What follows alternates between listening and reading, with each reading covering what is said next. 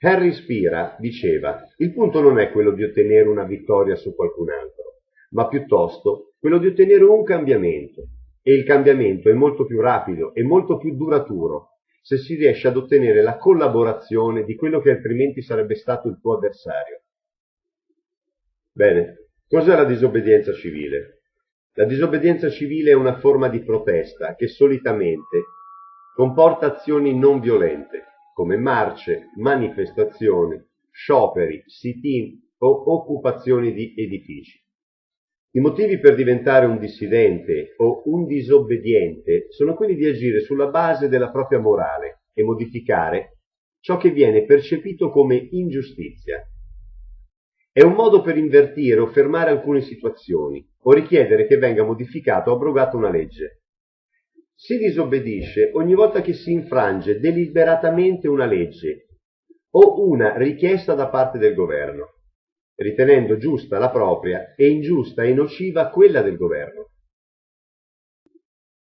È molto semplice. Noi dobbiamo seguire il nostro cuore, la nostra testa, sapere quello che è giusto e quello che è sbagliato, disobbedire, attuare una disobbedienza civile nei confronti di chi calpesta i più elementari diritti umani, non fa altro che amplificare il gesto antidemocratico di un governo, di uno Stato.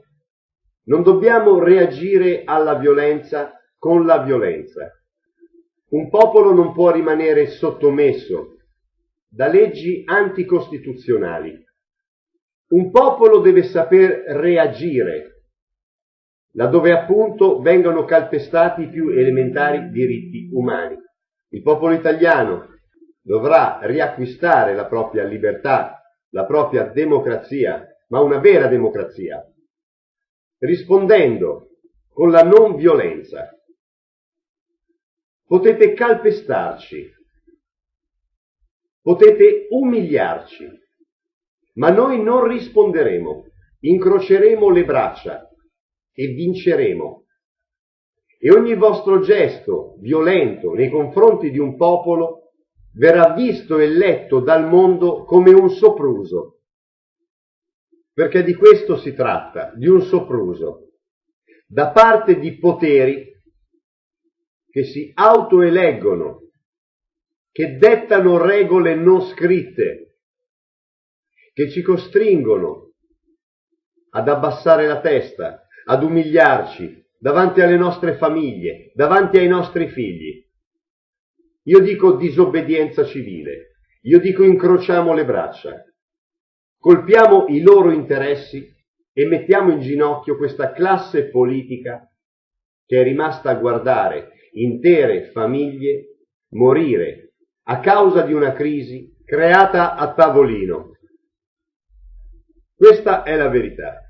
Noi dobbiamo reagire, dobbiamo garantire un futuro se non a noi stessi e ai nostri figli. Questo Stato, questo governo, e non solo in Italia, guardiamo la Grecia, che sta morendo ogni giorno sempre di più.